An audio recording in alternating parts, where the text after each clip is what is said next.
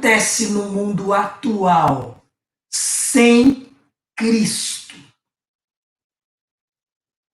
Se nós estendermos aí um pouco os nossos olhos para o mundo, olharmos a mídia, conversarmos com as pessoas, o que nós percebemos? Estamos falando sobre a família. No mundo atual, sem Cristo, o casamento não é importante. A infidelidade é normal. A moral é desprezada. A sexualidade banalizada. A homoafetividade incentivada. No mundo atual, sem Cristo, é assim. Neste ambiente de caráter enfraquecido e moral em queda, lares não construídos em alicerce sólido, onde Deus é o construtor, isto para citar o Salmo 127, verso 1, não passam de frágeis cabanas. E se não passam de frágeis cabanas, estão fadados à destruição. E é assim que está o nosso mundo. Então, percebam a importância, inclusive, do verso 1 do Salmo 127. Só para citar um exemplo deste estado de coisas, no contexto da pandemia aí do Covid-19, os atendimentos da Polícia Militar a mulheres vítimas de violência aumentaram. Este é um relatório de março, nem é um relatório recente aqui, do mês de maio que nós estamos. É um relatório de março. Aumentaram 44,9%. Só no estado de São Paulo. Praticamente 45% de mulheres vítimas de violência nos lares, só no estado de São Paulo.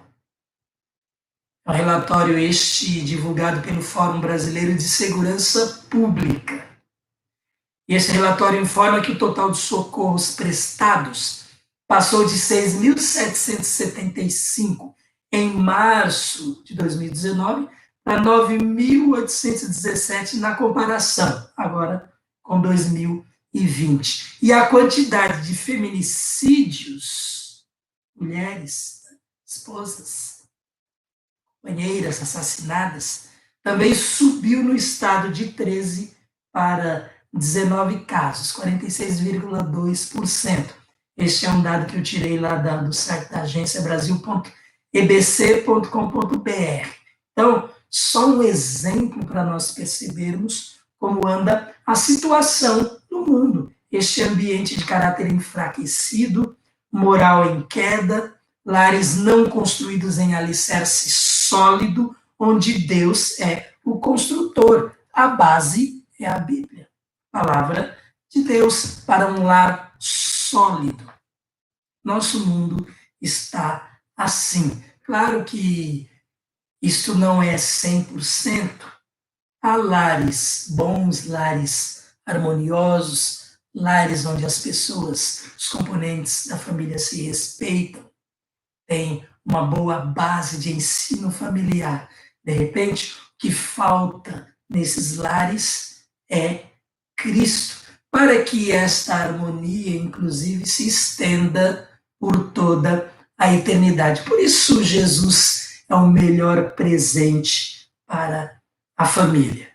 Bem, na Bíblia em linguagem contemporânea, é a Bíblia versão de Eugene Peterson, conhecida aqui no Brasil, as pessoas falam Eugene Peterson, né?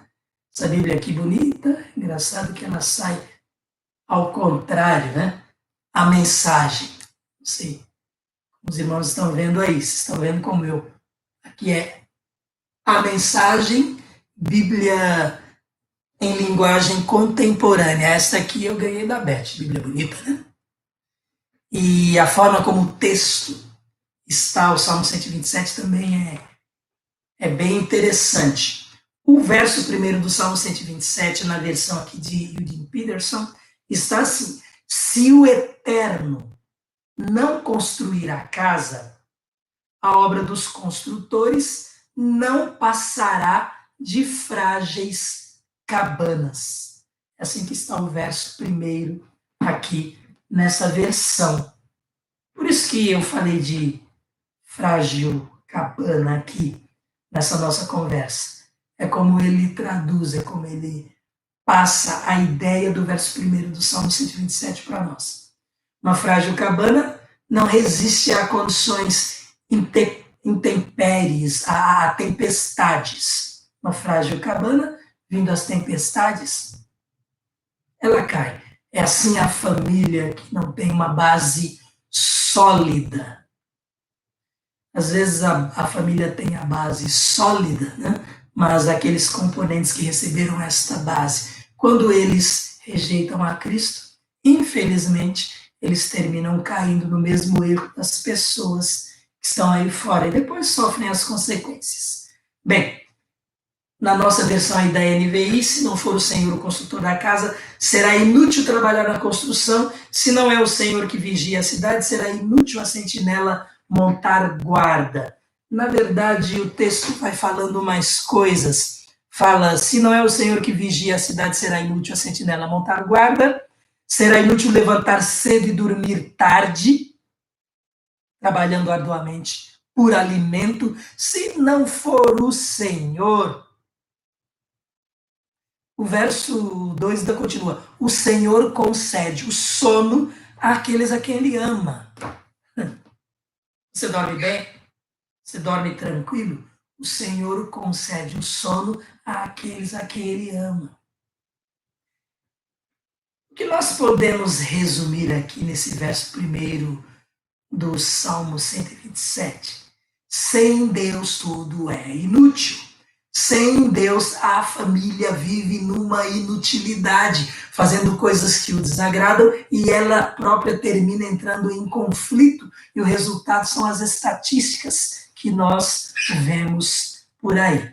Bem, mas já que o melhor presente para a família é Cristo já começando aqui neste mundo e por toda a eternidade, portanto, a eternidade com Cristo, o nosso assunto para que este presente seja conhecido, seja recebido por nossa família, na verdade, o nosso assunto está em Mateus 7, versos 13 e 14. Então, nós vamos falar um pouquinho mais agora sobre o nosso assunto, que é Mateus 7, versos 13 e 14. Vou dar um tempinho para aqueles que quiserem aí achar o capítulo de Mateus, aliás, o livro de Mateus, dos versos 5 a 7. Eles trazem aquela série de ensinamentos de Jesus lá no Monte das Oliveiras. Começa lá no capítulo 5 e vai até o final do capítulo 7. Passagem riquíssima. São muitas as lições que nós tiramos deste capítulo. Mas começa lá com as bem-aventuranças, né? Depois Jesus vai falando o que foi dito e o que ele diz, o grande, o maior de todos os mestres, né? E ele termina lá no capítulo 7, falando do prudente e do insensato. Aqueles que aplicam o seu ensino, o ensino de Jesus à sua vida, é como o homem prudente que constrói a sua casa sobre a rocha. E aquele que não aplica na sua vida os ensinamentos que estão ali do capítulo 5 a 7 de Mateus, é como o homem insensato que constrói a sua casa na areia. Uma casa praticamente sem alicerce. Aí vem a tempestade, vem a enchente, o que acontece com a casa? Ela cai. É a mesma coisa daquele lar onde o alicerce não é Jesus. O assunto é o mesmo. Então, neste final do capítulo 7, é assim que Jesus termina o ensino, que começa lá no capítulo 5. Você é prudente? Aplique na sua vida os ensinos de Jesus. Agora, se você quer ser insensato, há versões que trazem a palavra louco, né? Então, você não vai aplicar na sua vida, mas, claro, não vai também ter os benefícios que estão direcionados à vida daqueles que aplicam em suas vidas a palavra de Deus.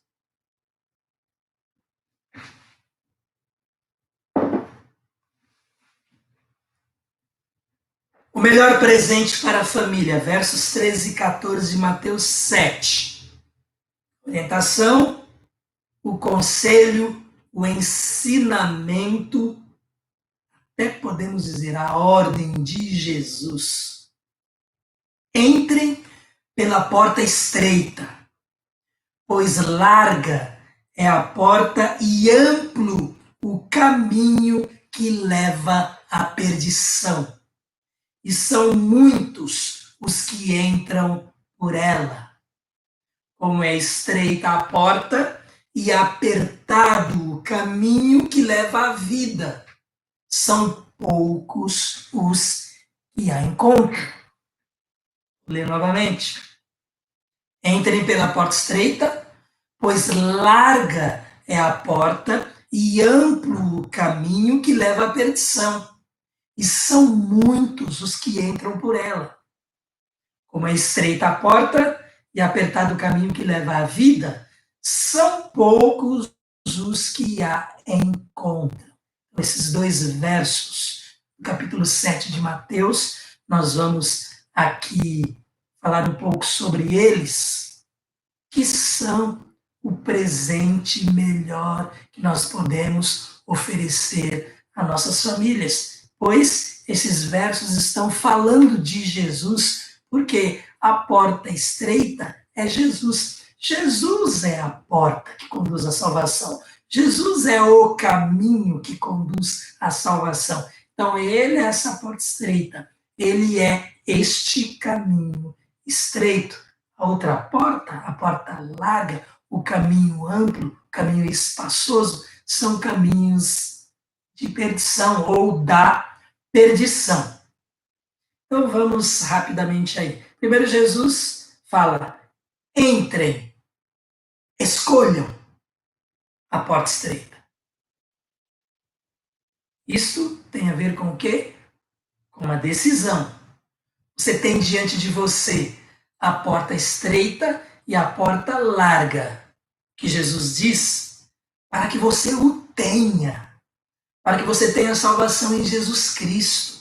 O que ele diz é, entre pela porta estreita, pois larga é a porta e amplo o caminho que leva à perdição, e são muitos os que entram por ela. Porta estreita, por outro lado, ela, poucos vão entrar por esta porta. Bem, entrem, escolham. Esta é não simplesmente a orientação, o ensino de Jesus, mas nós poderíamos até dizer, este é o apelo de Jesus. Mais à frente nós vamos entender por que o apelo de Jesus, a que nós escolhamos, ou a que aqueles que ainda não escolheram, nossos familiares que ainda não escolheram a porta estreita, que eles deixem a porta larga de lado e entrem pela porta estreita. Então, primeiro entrem. E as duas outras palavras bem chave, importantes que nós temos aqui, são porta e caminho. Porta, claro, para simbolizar o quê? Passagem, acesso, entrada. Tome a decisão de entrar, de ter acesso a Jesus, acesso à salvação pela porta estreita, porta que é Jesus. E caminho? Caminho nos dá a ideia de percurso, de trajeto. E o caminho ele é compatível com a porta. Porta estreita, caminho apertado. Porta larga, caminho espaçoso, caminho amplo. O caminho é compatível com a sua escolha. Você vive de acordo com a sua escolha. Que porta você escolheu? Por que porta você entrou? O caminho que você está trilhando mostra a sua decisão. Então, sua decisão é confirmada pelo caminho que você trilha. Sua decisão é confirmada pelo caminho que você trilha. E nós já fizemos uma comparação aqui relacionada à família, do caminho espaçoso. Quando nós falamos das pessoas que não estão nem aí para casamento, isso destrói família. As pessoas que não estão nem aí para fidelidade, isso destrói família. As pessoas que não estão nem aí para o sexo de acordo com a palavra de Deus, isto destrói família. Em muitos casos, nem forma família. Sua decisão é confirmada pelo caminho que você trilha. Bem, os poderes desse mundo contrários à vontade de Deus serão aniquilados. Aqueles que trilham no caminho espaçoso, aqueles que andam segundo a sua própria cabeça, fazendo o que querem, os moderninhos e que dizem que nós somos antigos, aqueles que dizem que nós temos a mente fechada e que somos ignorantes, o que a palavra de Deus diz em relação a eles. Primeiro, em relação aos poderes, né, deste mundo e que são contrários à vontade de Deus. A palavra de Deus diz que eles serão aniquilados. Começa por aí. Aqueles que estão na direção do mundo e direção que vai contra, em oposição à lei de Deus, aos princípios, aos parâmetros de Deus para a nossa vida. Isaías 40, verso 23. Isso é caminho largo. Ele, Deus, aniquila os príncipes e reduz a nada os juízes deste mundo. Aqueles que fazem leis que vão contra a vontade de Deus, a palavra de Deus em relação a eles diz, Isaías 40, verso 23, que ele aniquila os príncipes e reduz a nada os juízes deste mundo. Em relação às demais pessoas, em relação àqueles que se julgam intelectuais, aqueles que se julgam os sábios, muitos destes, a maioria desses, agem nessa vida como se Deus fosse surdo e cego. Você age, você vive nessa vida como se Deus fosse surdo ou cego. A palavra de Deus também tem uma advertência em relação a isso. Salmo 94, verso 9. Salmo 94, verso 9. E é uma pergunta para a qual nem há necessidade de resposta. É retórica. Será que quem fez o ouvido não ouve? Será que quem formou o olho não vê? Advertência. Deus vê, Deus ouve, Deus sabe. E Deus está no controle de todas as coisas. Ai daqueles que não quiserem deixar o caminho espaçoso, o caminho amplo. Ai daqueles que não quiserem se voltar para a porta estreita, para Jesus, para Cristo, que é o melhor presente para a família. Quando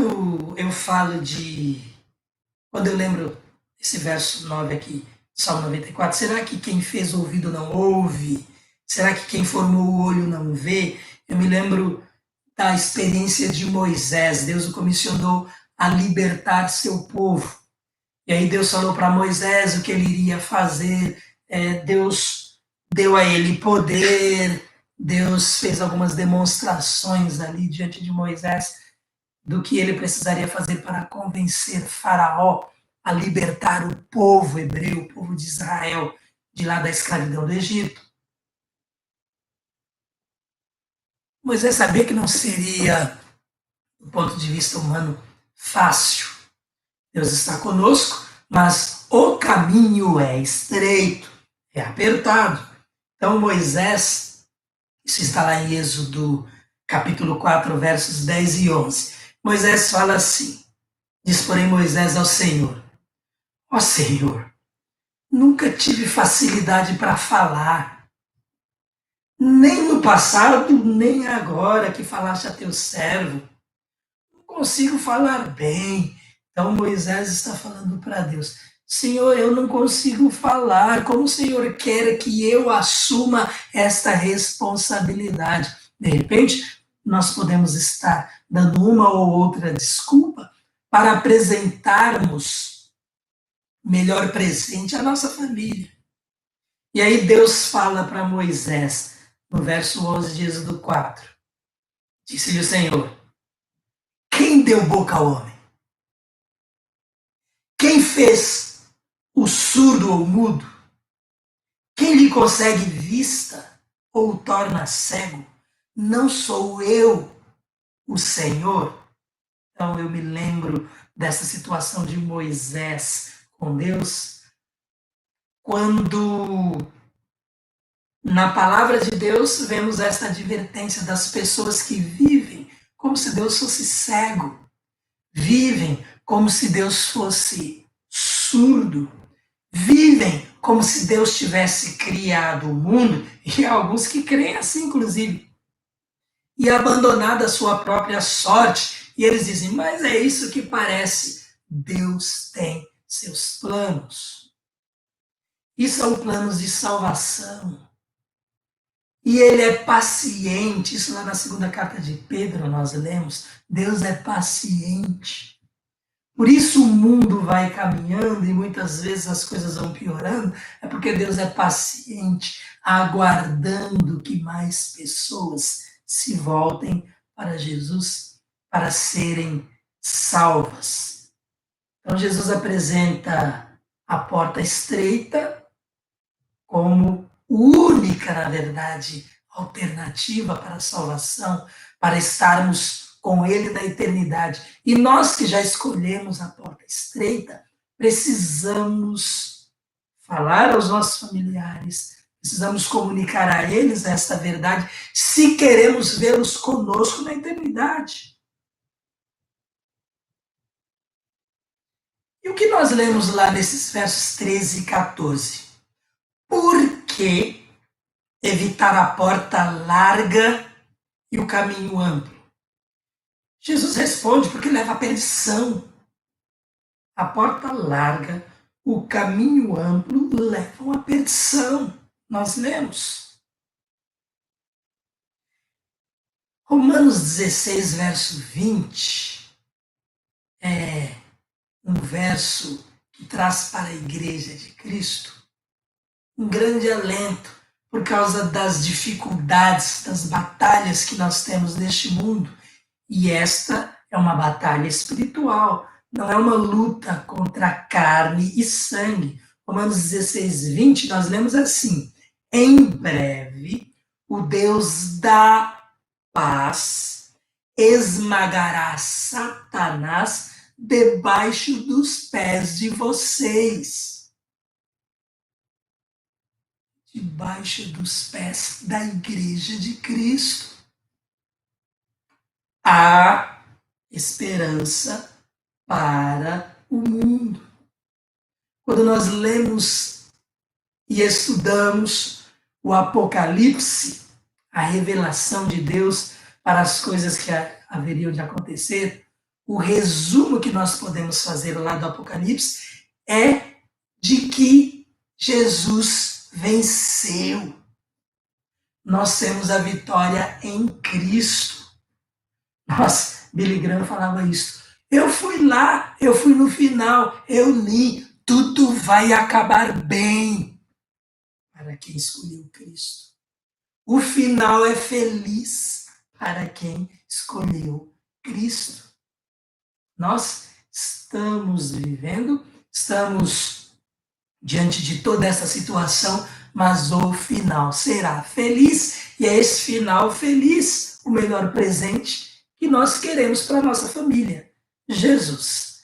Então, Satanás, que é aquele que na verdade está na direção aí de todo o mal, é aquele que atua por trás das pessoas para que nós tenhamos muitas das complicações que temos no mundo, muitos aborrecimentos, muitas barreiras. Agora Deus está conosco e vai nos dando vitórias, vai nos fortalecendo. Isaías capítulo 5, começando lá no verso 16, olha o que nós lemos lá acerca destes que estão no caminho espaçoso, no caminho amplo. Isaías, capítulo 5.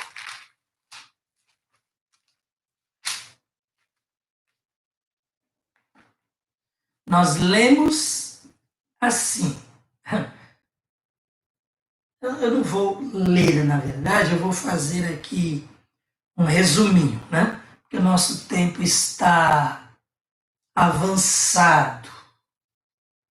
Então, vamos fazer assim. Isaías 5, dos versos 16 a 24, nós temos lá os ais. Ai, sabe? Ai de você, nesse sentido. Então, nós temos os ais de Deus para aqueles que rejeitam a porta estreita, para aqueles que querem andar nos seus próprios caminhos. Quem não quiser crer na palavra de Deus, quem não quiser crer no que está sendo dito, não creia. Está lá em Isaías, capítulo 5, versos 16 a 24, escrito aqui para o povo de Israel que estava neste momento fora dos caminhos de Deus e que, é claro, é aplicável a toda e qualquer pessoa, a todo e qualquer povo que despreze, a toda e qualquer família que despreze o nosso Deus, o único e verdadeiro Deus. Então, lá diz, ai dos que se prendem à iniquidade e ao pecado, o cenário que está aí no mundo. Ai dos que se prendem à iniquidade e ao pecado. Eles se prendem, sabe de que forma que está escrito lá? Com cordas de engano e de carroça. Eles estão enganados e se enganando. E entendem, creem que isto é o correto. Que deve ser assim, que devem ser felizes e que isso é felicidade. Mas estão aí se prendendo à iniquidade e ao pecado. Não é a vontade de Deus. Ai, e aqui eu quero até ler esse pedaço, porque fica assim, muito bem aplicado. Ai dos que invertem os valores. Eu que coloquei assim. Ai dos que invertem os valores. E como os valores são invertidos nos nossos dias. Ai dos que invertem os valores. Como está escrito isto aqui? Está assim. A partir do verso 20. Ai dos que chamam ao mal bem e ao bem mal. Inversão de valores. Dos que fazem das trevas luz e da luz trevas. Inversão de valores. Do amargo doce e do doce amargo. Inversão de valores. Agora, a partir do verso 21, ai dos que são sábios aos seus próprios olhos. Não tem muita gente que se diz sábia, cada um aí querendo dar a sua opinião e falando tolice acerca das coisas espirituais, coisas das quais eles não entendem. Está cheio de gente. Há, inclusive, aqueles que não creem em espiritualidade, eles são materialistas, só creem na matéria. Versos 21 a 23 de Isaías: ai dos que são sábios aos seus próprios olhos e inteligentes em sua própria opinião. Ai dos que são campeões em beber vinho e mestres em misturar bebidas. Ai. Ai dos que, por suborno, absolvem o culpado, mas negam justiça ao inocente. E o verso 24, para terminar tudo isto, e aqui de forma bem clara na palavra de Deus, para mostrar que aquele que fez os olhos vê, aquele que fez os ouvidos ouve. Será que ele não vê? Será que ele não ouve? Aquele que fez olhos e ouvidos? Sim, e traz esta advertência.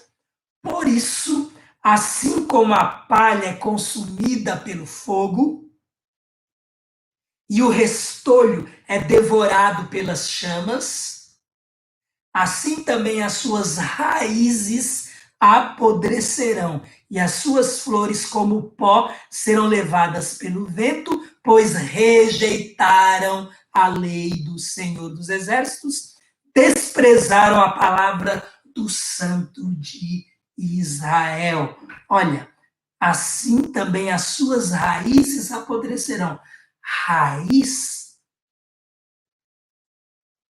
é a base da planta, é o alicerce da planta.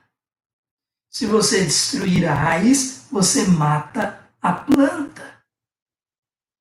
Uma família que se norteia pelos padrões do mundo, primeiro, é até difícil entendê-la, enxergá-la como família, porque os padrões foram invertidos, ai deles, segundo a palavra de Deus.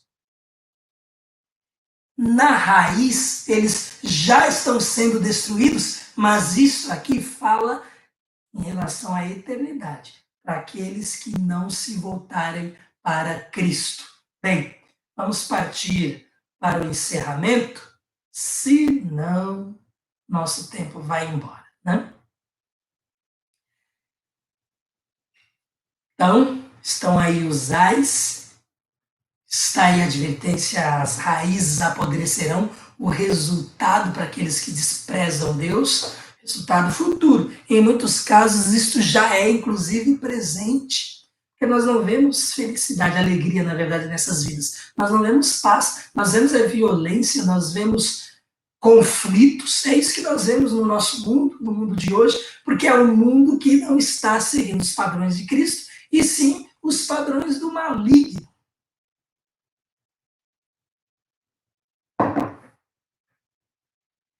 Então, a nossa pergunta, por que evitar a porta larga e o caminho amplo? Jesus responde, porque levam à perdição, levam à destruição. E perdição aqui, em termos de eternidade, em termos de castigo eterno, em termos de sofrimento eterno. Olha que essas pessoas não vão sofrer só nesse mundo, mas em virtude das suas escolhas invertidas e pervertidas, mas é um sofrimento que vai perdurar por toda a eternidade. Bem, por que Jesus oferece a porta estreita e o caminho apertado? Para nós terminarmos, este é o melhor presente para a família. E porque Jesus se oferece, ele, o melhor presente, ele, a salvação. E aqui, nesta figura, nesta metáfora que ele usa, por que Jesus oferece a porta estreita e o caminho apertado? Porque levam a vida. Porque levam a ele é a porta, ele é o caminho, eu sou o caminho, a verdade e a vida, ninguém vem ao Pai senão por mim, João 14, verso 6.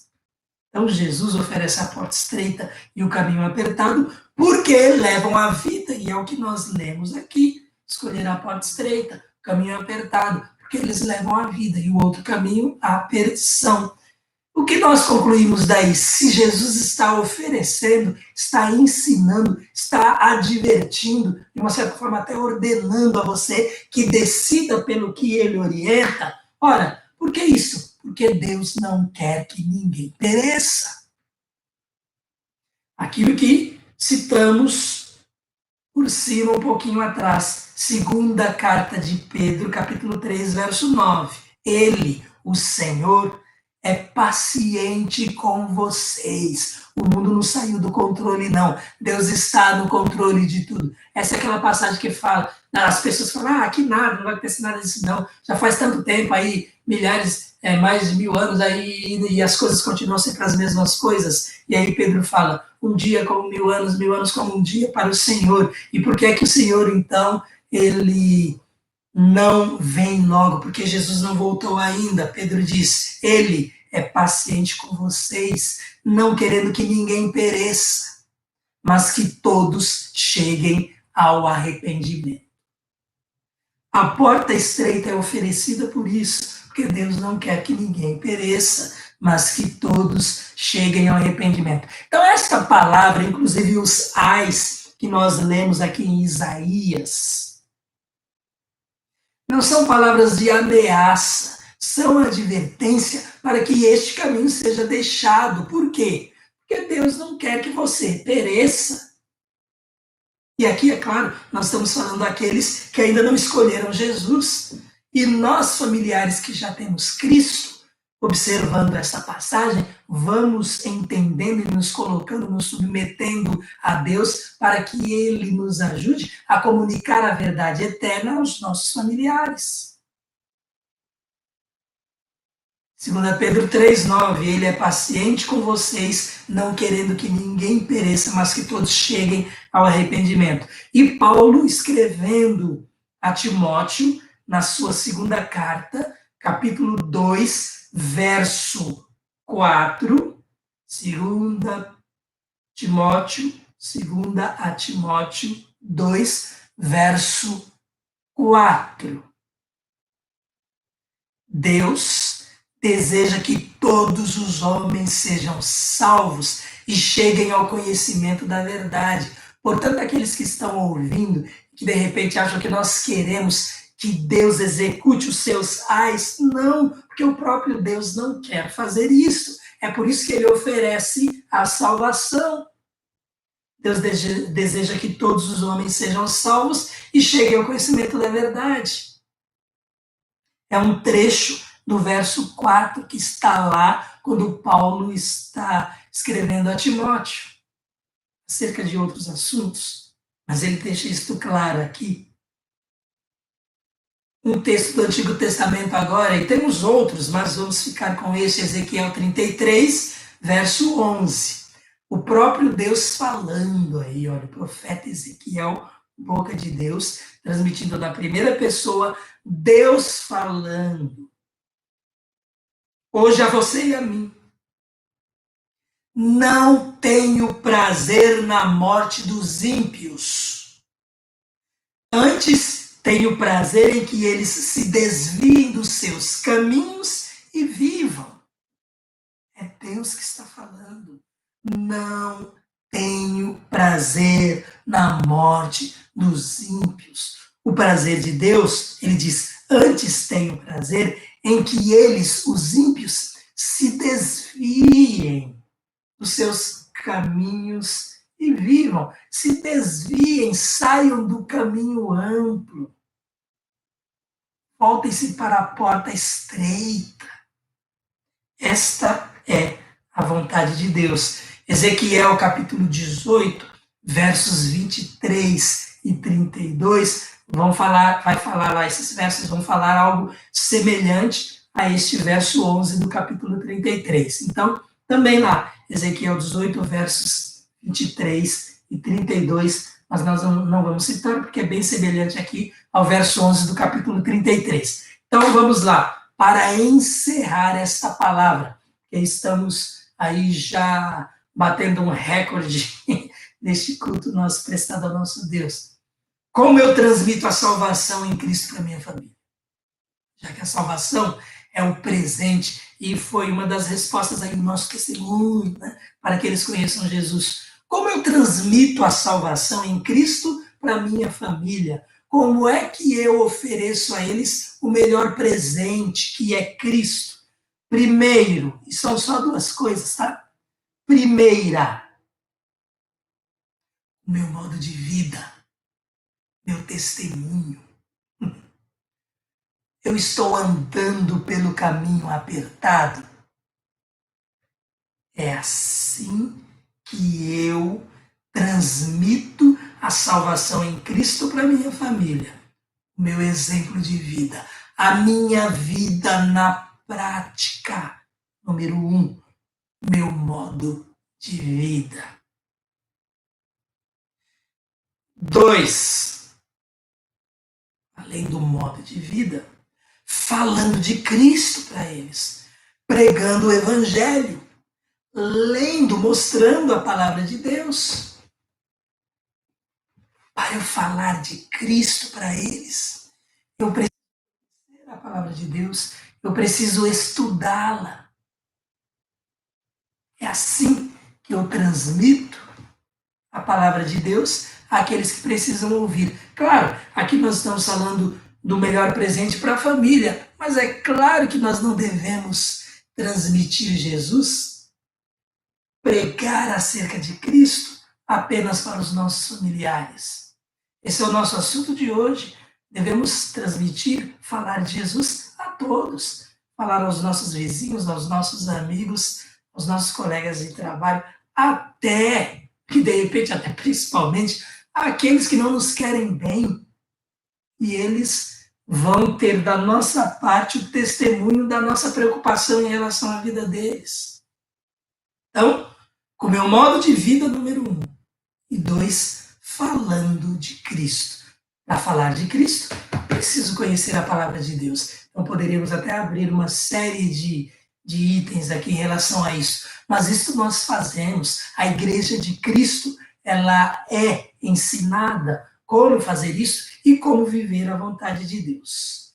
Então, para terminar, vou deixar o último verso, que está lá na segunda carta de Paulo aos Coríntios, capítulo 13, verso 5. Primeiro eu preciso ter certeza de que eu estou no caminho estreito, de que eu entrei pela porta estreita, de que eu tenho Jesus, de que eu confessei meus pecados, abri meu coração, convidei para entrar na minha vida. Primeiro eu preciso ter essa certeza. Como é que eu comunico algo a alguém que eu não sei, que eu não conheço, que eu não experimentei? Em termos de ser testemunha, você só pode ser testemunha se aquilo faz parte da sua vida. Então, Paulo nos adverte. Na igreja de Corinto, lá havia aqueles que ficavam questionando Paulo, questionando a sua autoridade, se ele falava mesmo ou não de Cristo. E aí Paulo, nesse contexto, ele, no verso 5 aqui, fala a eles, e é algo que serve para cada um de nós aqui. Examinem-se. É o que está lá em 2 Coríntios 13, verso 5. Examinem-se para ver se vocês estão na fé. Provem-se a si mesmos. Não percebem que Cristo Jesus está em vocês, a não ser que tenham sido reprovados. Essa palavra, ela é para cada um de nós, para avaliarmos nossa experiência com Cristo, para podermos comunicar Jesus às outras pessoas. Então, que tal examinar a minha vida? Sua decisão é confirmada pelo caminho que você trilha, falamos no início. Sua decisão de ter entrado pela porta estreita, ela é confirmada pelo caminho que você trilha, como tem sido sua vida. Você anda de acordo com a vontade de Deus? Você aplica a palavra de Deus na sua vida? Você é bênção na vida das outras pessoas? Você desfruta da paz que excede todo entendimento? A alegria de Jesus inunda o seu ser? Você, inclusive, tem problemas porque é servo, serva de Deus?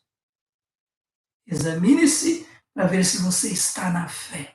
E assim nós encerramos esta palavra. Que Deus abençoe a cada um de nós